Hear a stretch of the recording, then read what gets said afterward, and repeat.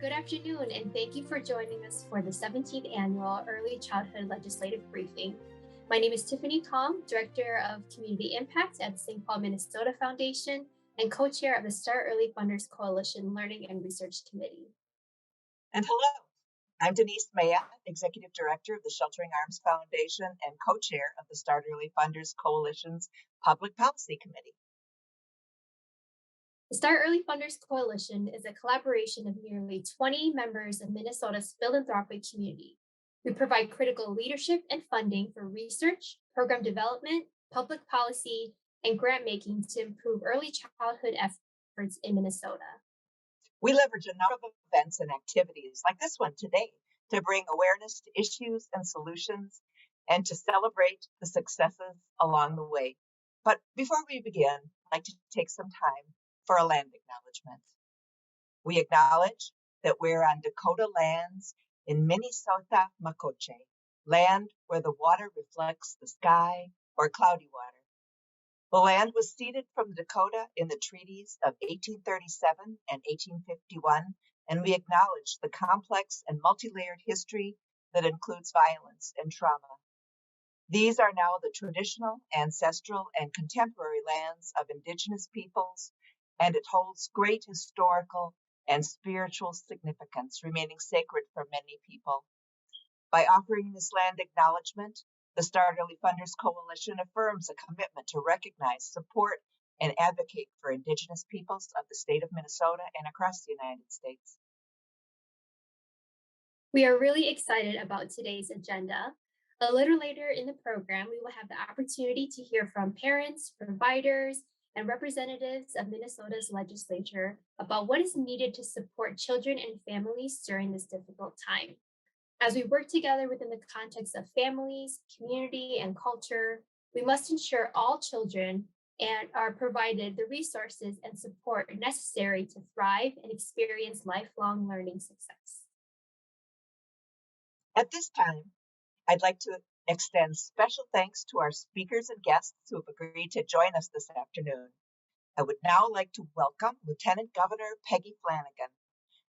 Lieutenant Governor Flanagan has a deep history in children's advocacy as the former executive director of the Children's Defense Fund. She's a member of the White Earth Nation and the mother of a young daughter.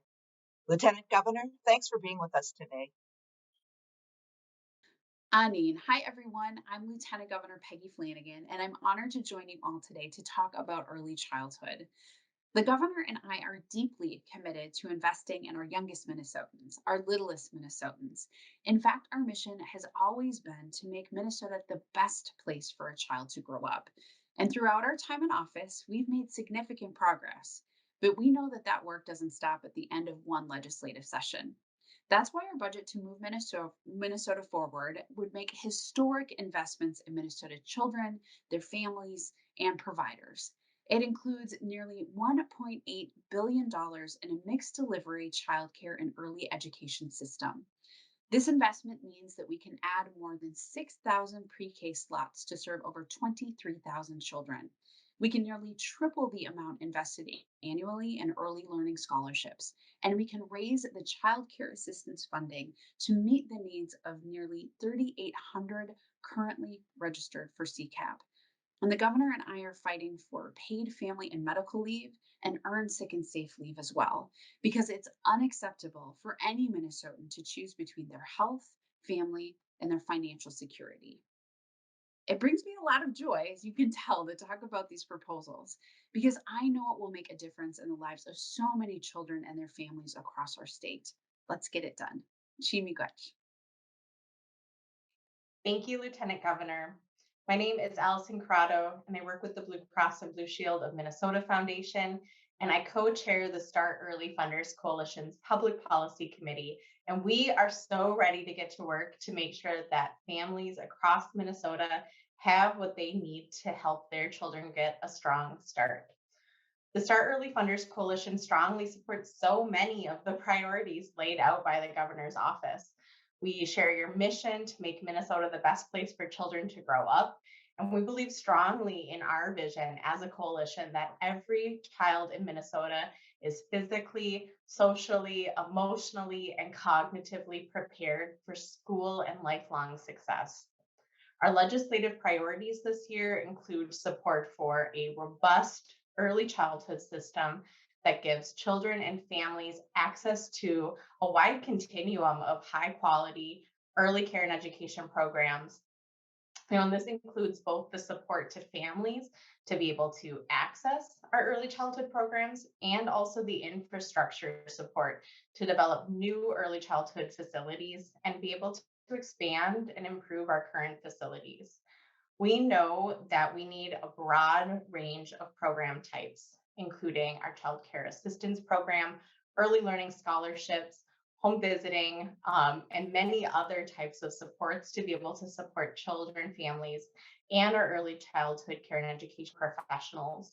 We are excited this year to advocate to form a new Department of Early Learning with the hopes that we would be able to streamline and consolidate our early childhood services and our programming and our funding to be able to bring it all together, bring it all into one home to be able to increase our focus and support for our childcare providers and for families that deserve it. We are also focusing this year on the early childhood workforce. We know that early care and education providers are undervalued, underpaid, and undersupported, and we are advocating for policies that address financial relief, including short-term, really immediate solutions like essential worker pay, stabilization grants, stipends, tax credits, these kinds of things. However, we also know that we need long-term systemic changes to support the early childhood workforce. We know that our workforce shortages exist because we haven't built our childcare system in a way that provides long-term financial support to providers. And so with that, we want to advocate for policies that improve compensation and benefits and training and skill building and education for our early care and education providers. Supporting the early childhood workforce is critical to keeping childcare providers open and operational, and it's essential for keeping the rest of Minnesota able to work and to be able to support our state's recovery. And because we know so much of our childcare is provided outside of our formal childcare system, we're also advocating for policies to support our unlicensed providers, our family members, our friends, and our neighbors, all who are caring for young children. And lastly, but really incredibly important, we are advocating this year to support the mental health of children, families, and early care and education professionals. Our families and our providers have faced so much hardship over these last 2 years. It is so essential that we support them with resources and access to culturally responsive, trauma-informed mental health care. And we hope that you'll join us in sharing this agenda broadly, reaching out to your legislator, asking how they're supporting young children and families this year, and ask how they're supporting our early childhood professionals this year because they need that support. Thank you. And with that, I will turn it over to Carrie Zealand Johnson and Betty Amarita. Hi, I'm Carrie Zealand Johnson, Program Officer at Greater Twin Cities United Way and the Start Early Funders Coalition Coordinator. The Start Early Funders Coalition is focused on ensuring that every child has a strong and healthy start. We stand in agreement with the commitment statement released by the National Early Childhood Funders Collaborative. We believe we have a strong commitment to racial equity and systems change, and I'd like to read an excerpt of this now. We are committed to improving the well-being of our children and their families and being a catalyst to solve social problems. Racism is more than a pernicious social problem that impacts children's early years and their families and communities. It is a root cause problem driving other social disparities.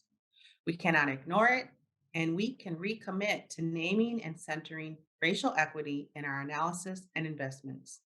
We commit as individuals and as philanthropic partners to ensure that Black children and other children of color have a chance at a fair and just life.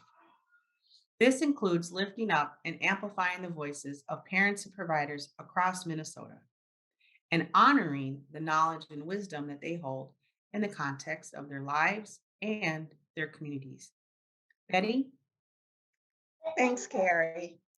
I'm Betty Emerita of the Knowledge Fund, and I co-chair the Learning and Research Committee of Start Early.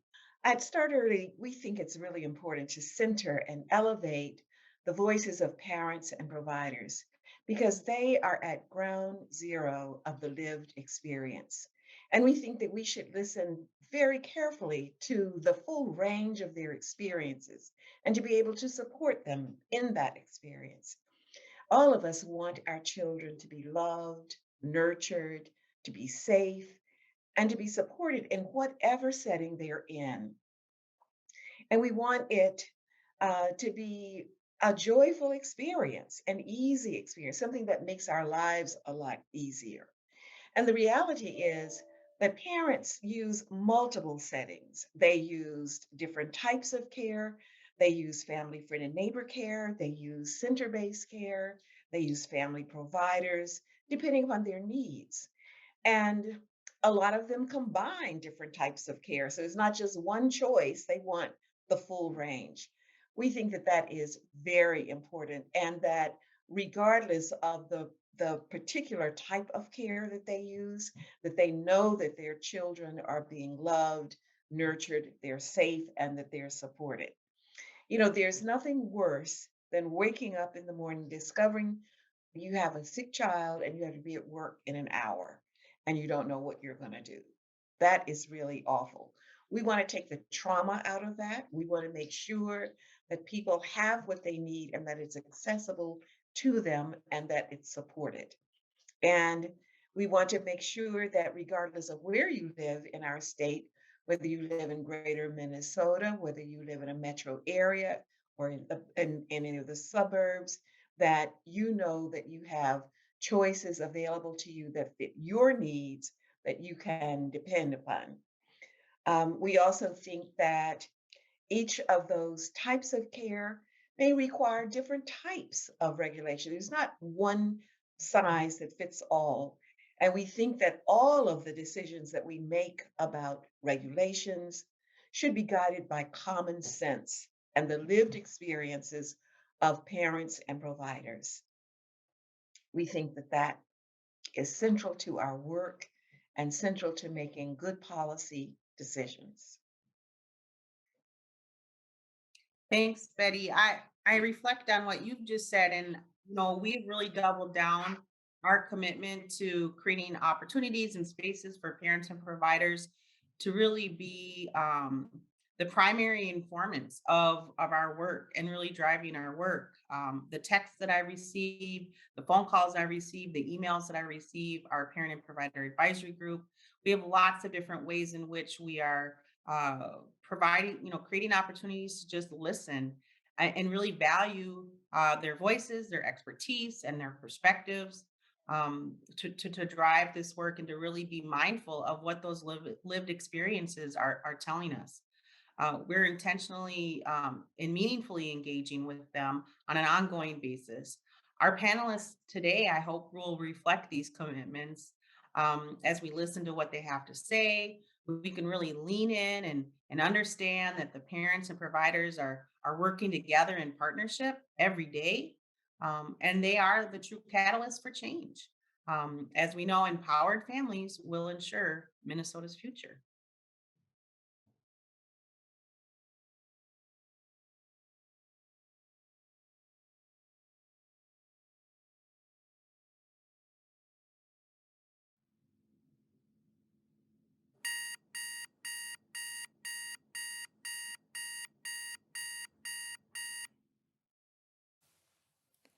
I am tired. As a mother of 2 young children, childcare and early education experiences have always been a priority for me. So much so that we invested everything to develop a child development and resource center for our community, where we serve over 190 children and employ over 60 team members. My name is Candace Deal-Bartel, and I'm the founder and director of Cultivate Mankato Child Development and Resource Center. Throughout the pandemic, not only has the organization been pushed to the max, but so have I personally. There have been many times when I've asked the question, why am I doing this? I usually wake up about 5 a.m. and troubleshoot staffing issues that come in throughout the night. Such issues are sickness, family emergencies, deaths in the family, having a sick child, etc. Before the pandemic, these requests were manageable, but now they are out of control. I'm quickly jolted into survival mode even before I get out of bed. I'm having to maneuver, pivot, and beg for staff to pick up shifts. My children have come to know that Mama has to work in the morning, and so after a few snuggles in bed, we go about our day and trying to get out the door, with most of my time spent on my phone working through these staffing issues. Staffing has been an incredible challenge throughout the pandemic, with us being forced to rebuild over 50% of our staff in the early stages of the pandemic. Currently, we are feeling the staffing shortage. We have teachers consistently working overtime. We have administrators filling in classrooms where we don't have enough qualified staff. We have teachers on the brink of burnout and worry that our expectations are too much. We have to move children around just to make it work for ratio throughout the day. I worry about the empty pipeline of qualified staff. Where are the qualified teachers going to come from? How do we keep quality educators in the field at the rate of burnout? So, I feel a personal responsibility to continue my own education, to hold the qualifications to develop a program that provides solutions to the empty pipeline. In the evenings, I am working on a doctoral program for educational leadership. On a typical day, I work 17 hours or more just trying to keep the Cultivate doors open, and I am tired.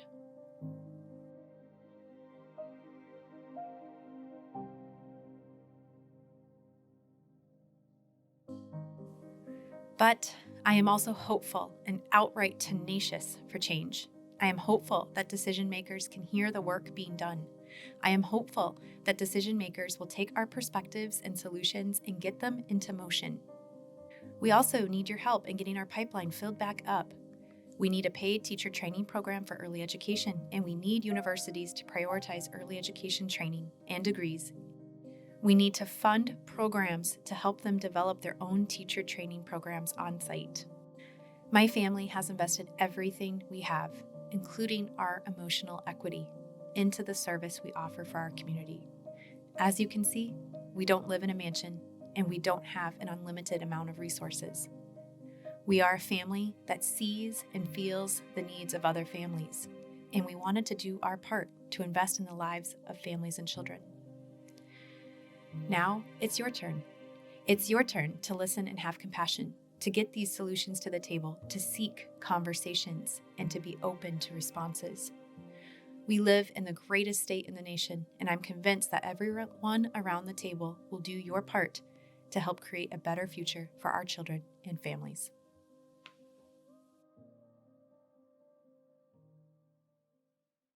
What I've noticed the most at the beginning of this was supplies was really a hardship. And I know the state stepped in and did get us resources, but it did not coincide with when we weren't finding the resources. Food was some of the issues. Dairy products, we were limited to one until the governor finally stepped in and said that we were able to get more. I had to have other people purchase for me at times, milk until that came in, and then sometimes we couldn't find the right type of milk for the child. Some children are on whole milk, some are on 1% or 2%. Those were some issues that I found. Well, the funding that came through really helped. There was times when I had multiple families gone.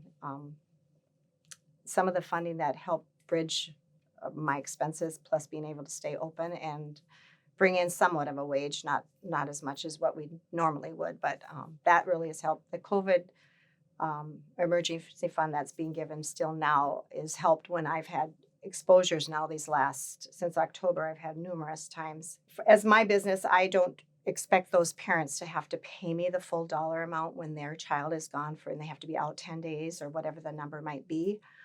So we've kind of negotiated something that works for both of us, but it is not the full payment. So yes, my bills are still being paid, but that's it, you know. So that's really been beneficial. Some of the dollars that were given down, I chose not to tap into. I think some of it was a little bit extreme that was given out. I think they could have utilized those dollars to help more providers than just giving these large amount lump sums to one provider. And I think it should have been based on what the need was for that provider. I'm involved with Resource as a child care association, and that has really been a good outlet for me as a provider. I really encourage providers to get involved in their local resources of that sort, be it a support group or whatever they have. We have association is what it is. And then we do visit afterwards and kind of share experiences and kind of learn from each other. Families really struggled with having to be gone when I had to be that person saying, okay, this has happened, now you've been exposed, or the child has it, now they have to be gone. And then the doctor would say, well, no, it's only 5 days. Here recently, I had to deal with that. The doctors and whoever they're seeing needs to be on the same page, basically, because then I have to say, no, I have a licensed facility. I have to follow these guidelines. That was hard, I think, for children's mental health well-being and socially. Some of the kids struggled with being gone, especially that first time when COVID started up 2 years ago, and I had very few children in my care. So what I did Marco Polo, which is an app, so we could talk to each other and still communicate. And it was so rewarding to see those children's faces light up when they got to see their friends. And then for me, my curriculum, I mailed out, or the parents would pick them up outside. So the kids then were still getting engaging with learning, not so much with their friends, but at least they got to see what we were doing, and they did it there at their home. So that was beneficial on what I was able to do. I think there's probably a lot more technology available for providers to utilize in situations like that, which I think helped kids bridge through that time where they weren't able to be. As far as what the legislation can do and the state can do, I don't know. As far as helping parents and families that were out of work, and some of them were not working because so-and-so sick, or this one gets sick, or however that works, they need to give these parents either a credit of some sort, because some of them have tapped all their comp time, their health time, whatever times they get, vacation, to be with their children. And now that's hard when then you don't get any more time off with pay or whatever that may be. So that's just an avenue. I don't know how the numbers would work, but that's something to look at, I think, for the future, maybe based on how many days they had to be without work or however they would work. That's just my thoughts. Hi, everyone. I'm Amy Koch, and I work with Start Early Funders, and I am so excited to have the panel that I get to host today, because it's all the stakeholders in one room talking about the thing that matters most to us, which is taking care of our kids, how best to do it, how to make it affordable, and how to make it accessible to everyone. Good quality childcare. So. With that, I'm really not the important one to listen to here. If we could go around, we've got parents, we've got providers, we've got state legislators who also, by the way, happen to be parents, so it's perfect. It's double; they're pulling double duty today. And why don't we just go around, and if everyone could introduce ourselves, I'll start with Yolanda. Hi, I'm Yolanda Reyes, and I have been with Baby Space for pretty soon 11 years. I started off in the field about 20 years ago, and I had 2 small boys, and I couldn't afford childcare. I had subsidy, but because I was a 2-parent household, I didn't qualify, and we got an overpayment, and I couldn't afford it. During that time, I met Deb Lund. I was working as an employment counselor at American Indian OIC, and I didn't know that Baby Space offered high quality childcare. I just worked. I didn't really ask questions for me to be able to say, hey, could I bring my 2 kids here and then make a payment arrangement? And so I think having affordable childcare is really important, and then having the resources. And I know that they have a program called Think Small that helps also with families to be able to go to childcare for their learning needs and be ready for kindergarten. And I think what I would have needed back then was somebody to lead me from child care or child care assistance program to say, hey, I know you're not doing your child care, or even my as a job counselor, if I would have had that information, then I could have said, well, let me think small, because I know that they help out with the subsidy. And unfortunately, I had to suffer and I had to find just who can watch my kids. And they could only do it a couple days. They can only do it for 2 weeks. They're gonna let me go. And so it's always just constantly finding a place for my kids, finding a place, finding somebody to watch my two boys at the time, and then finding free programs. Boys and Girls Club comes to mind. I had to utilize their program, and it was hard being a young mom and not having the right resources. And then here, 10, 15 years later, I now had a 5-year-old daughter, and I called Deb Lund, or I came to Baby Space in looking for employment, and then I also was able to have affordable childcare through Baby Space because they offered a scholarship, and they work really hard by doing a fundraiser annually so that they're able to provide these services for families who are struggling. So that's it. Thank you. Yolanda. Okay, let us go to Tiffany. Introduce yourself. Hello, everyone. My name is Tiffany Grant. I actually serve in many capacities in the early childhood field, but today I'm going to be representing parents because I am a working parent. And I came into the field because I was having childcare issues. I stayed home with my now 8-year-old daughter for the first 2 years of her life, and we couldn't afford childcare. And so I was able to actually partner with the charter school to open up a family child care program in that school so that I can have childcare but still work. And so I've been, still my son now goes there. He's 3.5 years old, and I still work with the program, so that helps with childcare, which is nice. But again, I do serve on other capacities. So I am a business development manager at First Children's Finance, and although I do have that income, my husband was laid off due to COVID. And so we have one income with all of us. And so we've been trying to navigate through having childcare, keeping them home if we can. And fortunately, because I was able to support that program, I've been able to have childcare for this year. I don't know what the summer is going to look like, but I am a family advocate, and I am always passionate about childcare because I was one of those parents that could not take advantage of childcare assistance or the early learning scholarships. I kind of just had to figure out different ways to pay for childcare. And so that brings me here today to advocate for those parents, as well as to continue to tell my story of how important childcare is for all socioeconomic statuses. Jasmine.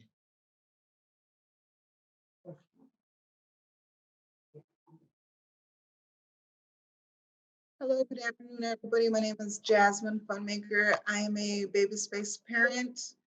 I've been with Baby Space as a parent since March of 2020, and I brought my first baby here. He was actually exclusively breastfed, and I brought him here at 6 months old. All right, and Deb Lund. Hi, I'm Debbie Lund. I'm the Executive Director of Baby Space. I have been here almost 22 years. And I'm really happy, and I feel very excited to have been a part of this organization and to have learned so much from our wonderful children and families. Thank you, Deb. All right, and now I would like our state representative, who has been really, let's see, is this your first or second term at the Capitol? Second term at the Capitol, but she has been a tireless advocate for parents down at the Capitol, and mostly because she's speaking as a parent, which is so great to see and so great to have there. And we are so grateful to have you here. So Representative Quetzalcoatl, could you introduce you, tell us where you're from, what districts, and also just a little bit, share a little bit about some of your experiences, especially in the last 2 years. How are things going? Thanks, Amy, and thank you guys for having me. I'm so excited to be here and to hear all of your stories and experiences. Like Amy mentioned, so I'm Carly Katiza-Watun. I'm the state representative from Eden Prairie, and I'm in my second term in the legislature. And I am outside the legislature. I'm a stay-at-home parent, so I have 4 young children. Our oldest just turned 8. We have a 6-year-old, a 5-year-old, and we have an 18-month-old, so a COVID baby as well. And so all of them are no stranger to the legislature. We adopted our 3 older children, and so when they first came home to us, they were 2, 3, and 4. We jumped right into this early childhood space as first-time parents to 3 toddlers, and that was, of course, in the middle of a campaign year, my first campaign. So I learn on the fly, just like so many parents have to do. And it's really been a blessing for me to bring my experience as a parent to the Early Childhood Committee in the legislature. My first term, I was the vice chair. I still serve on the Early Childhood Committee, and I'm really passionate about expanding public support for our littlest Minnesotans and their families. And I'm so excited to hear from you today about the ideas that you have, what has worked, what isn't working, and really how we can build a better Minnesota for everybody going forward, and particularly support our future our future Minnesotans. They're Minnesotans right now, but just as they grow, and for their families who are currently in the workforce. Thank you. Well, that goes to the first question. So wonderful. Folks, I want Could we to introduce Julia? I'm sorry to interrupt. Could we introduce Julia Rainey? Oh, I'm sorry, she's not on my screen. Absolutely, We Julia. had 2 sitting together. Oh, there we go. Julia, come on in.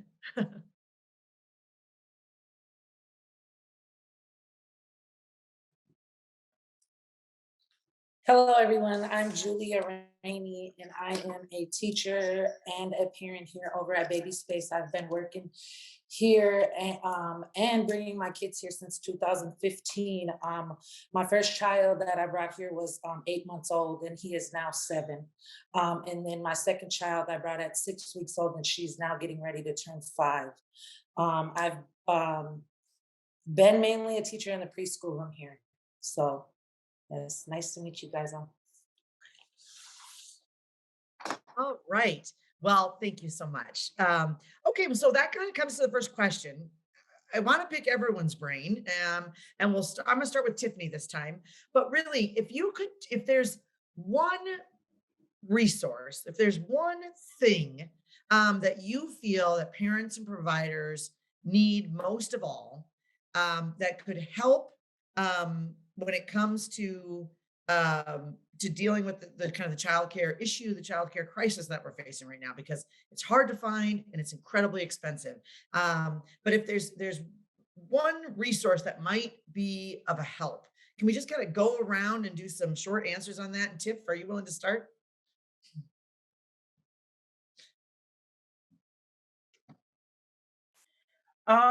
I think, again, as you've mentioned, it's a complicated system. We know that the childcare system is broken. And so thinking of one resource for me is actually difficult, because when I think about the childcare industry, I think of it as a holistic kind of view. I feel like when it comes to childcare, we just have to continue to amplify our voices and connect with community and partnerships, because it takes more than just a childcare provider. It takes more than just a parent. It takes our environments and leadership to come together to continue to hear what it is that we need. And so I think that could look different depending on the structure of the program and what's going on with that program. We do know that there's issues with staffing and childcare. So I definitely want to speak to that too, as a parent who understands that and as a provider. And so I think for me, if I can give one resource, it would be to just bring everybody together to continue to talk about what we're dealing with and the issues, because again, we all come from different um, backs of life. So we have our parents, we have our businesses, we have entrepreneurs, we have teachers, we have our legislators, we have so many different people that need to be involved in order for us to be successful. And so that if that's good, I would definitely like to say that I think it's going to be more than just that one resource. We need all of us in order to see changes in this industry. Love it. How about Jasmine? You want to take that question a little bit?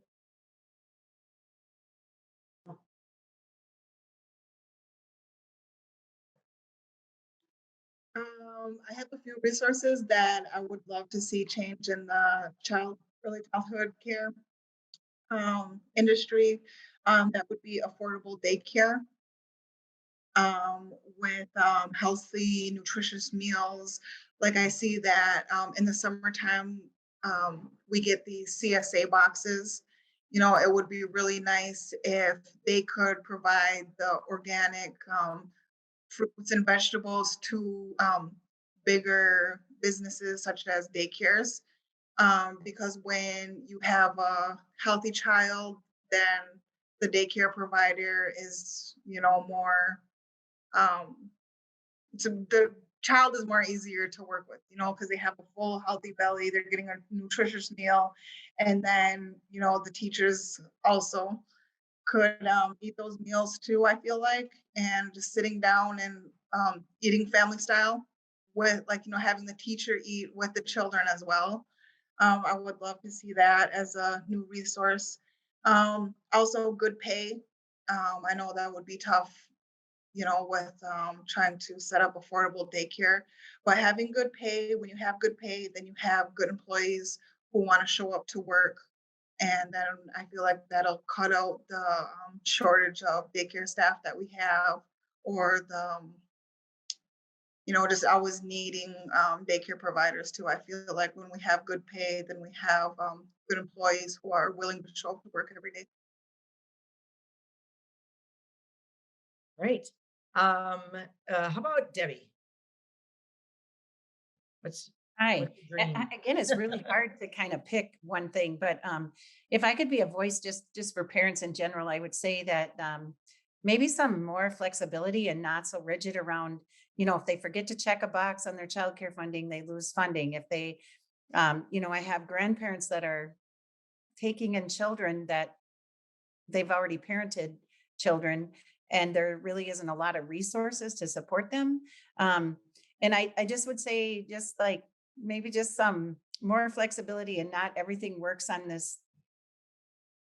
Could you just allow some forgiveness around little things like forgetting to check a box on the application, so they lose their childcare for a month or so until they get the paperwork in. And some of our families, I think, struggle with just navigating, who do I give this to and when, and how often can I, and now I'm not sure what's due, kind of thing. And it is complicated. And we do have someone here who helps directly with that, but I still think even with that, it's challenging for families. And so I guess I would pick that one little thing, like just trying to figure out how we could be a little bit more forgiving, maybe. Right, Yolanda. So some resources that I think would be really nice is to have like maybe more programs like Think Small. And even though Think Small does it just pretty much annually, that's still so helpful. And if there was something like a program for even working parents, and I know there's income qualifications, and so sometimes it may look different. It may look like a two-parent household has more income, but due to COVID, those kind of resources are needed at this point. Families are really struggling with finding resources just for grocery shopping, for transportation, for clothing. And I think if we had just a little bit more financial assistance to go with this time in our lives right now, I think this could really help a lot of families. All right, maybe you can just scooch the camera over.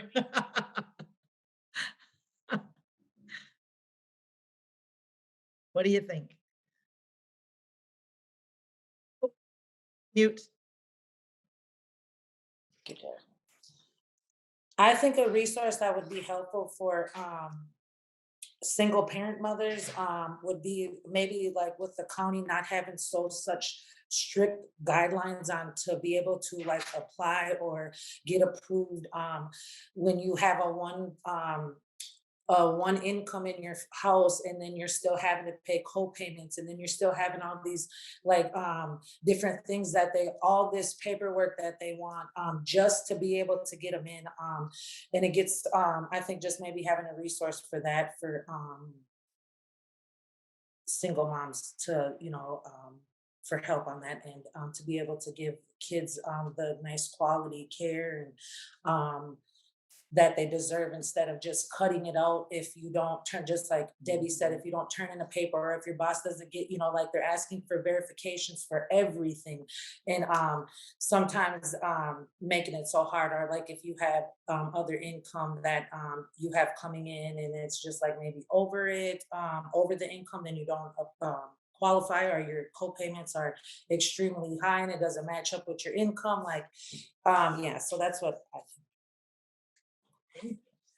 All right. And so parents, providers, thank you. You're amazing. I'm going to give the last word here to Rep. Katiza Watoon. And Representative, first of all, thank you. Thank you for taking the time. Thank you for listening. You've been such a champion already. You get it. But a couple things. What do you see coming at the legislature? And second, how do the people watching, how do the people listening, how can they help you and others that are working on all these things? What can we do? Yeah, thank you, Amy, for the question. I think it's really important.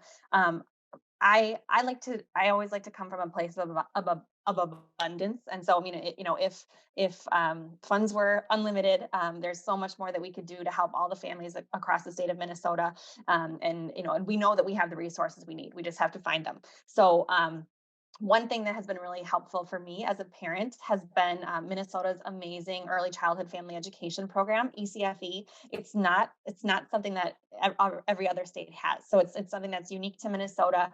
And I know that when I jumped right into parenting 3 toddlers, I don't know what I would have done without the small community of parents that I was able to meet locally here through our community education program and our ECFE classes.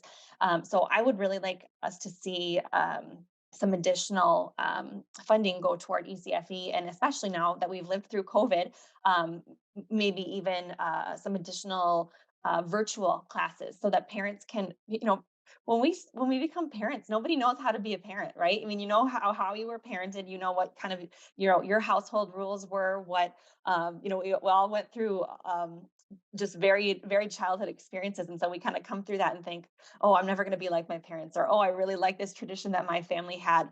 And I think that when you are able to, and like some of the other panelists mentioned, come together in community and ask questions and find out what's normal, and really have a parent educator who can teach you how to be a parent, you can do so much better for your children. And I think ultimately that's what we all want. As far as what is coming down the pike at the legislature, I think we don't know where things are headed with budget targets or anything like that. We're sitting on a historic surplus, which is, it's really a blessing. I think, we really want to make sure that we get some of that money back into the hands of Minnesota families.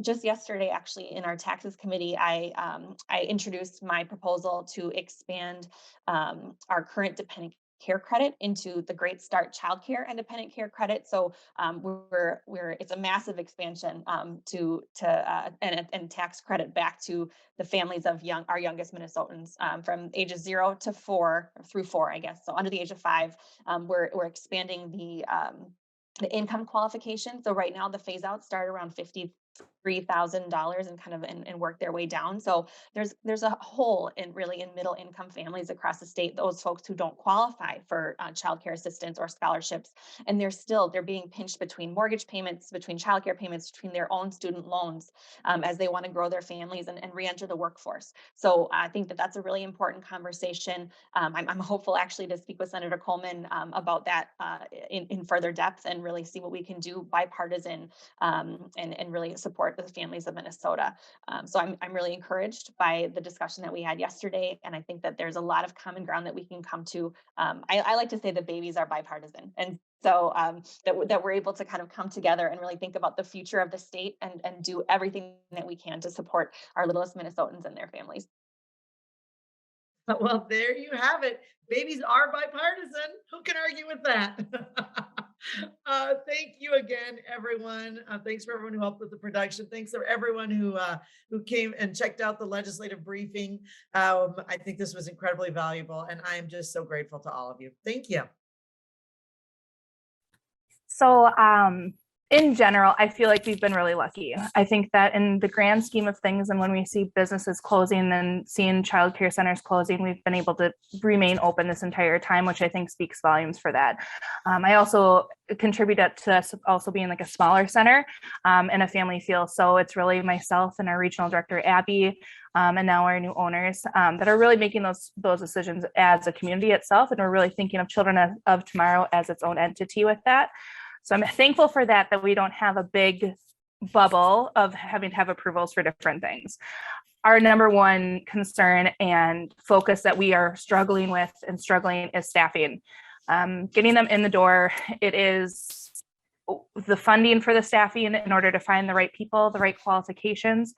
We actually just had our licensing visit last week at 2 of our centers, and there is a new program that they're able to variance into having more qualifications, which makes me so happy, because for so long we were fighting on the fact of in-home providers that are closing their doors after 15, 20 years, and they're able to have their own children in their buildings, in their homes, and we be able to care for them at all costs, only make them aid qualified, which means that they cannot be alone with children in the classrooms. And that's incredibly hard to staff for. When we're wanting to take in those educators and have all of that extra experience and things. So we have made some progress with that, which is super exciting. So we are just now being able to clear up all of our in-home providers that are wanting the socialization. That's really why they're closing their doors. They're done with, the fundings and all of that kind of stuff, and wanting to have that 9 to 5 and close the doors and call it a day. So staffing is definitely our number one. It's also getting people to see the value of where they are coming from and the importance of that, of the education, and not just in the elementary schools. And yes, we have a different age bracket, and trying to find and just get that education out there for them of what the importance and how important it's actually been being on the front lines this entire time.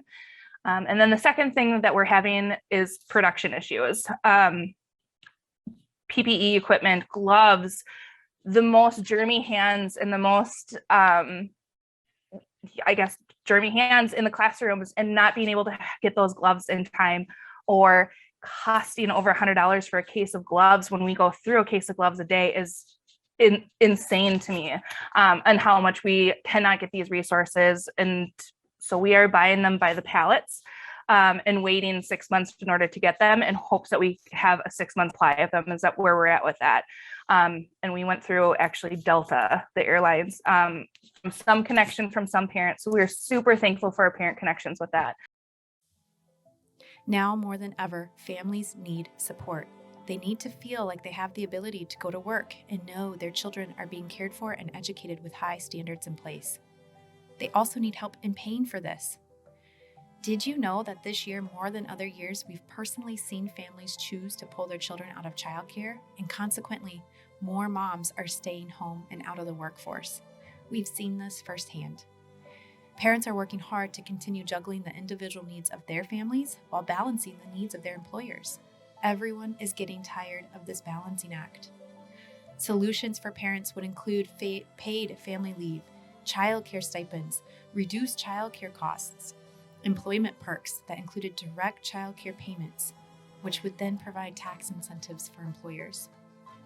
Improving the childcare system is an incredibly complicated journey, but there are many small victories that we can achieve. There is beauty in the small things, and if we can continue to take small steps in the right direction, we will achieve big wins. The very smallest people are the ones we are fighting for and will continue to fight for. We are in this together, one community, one Minnesota. Now let's get to work.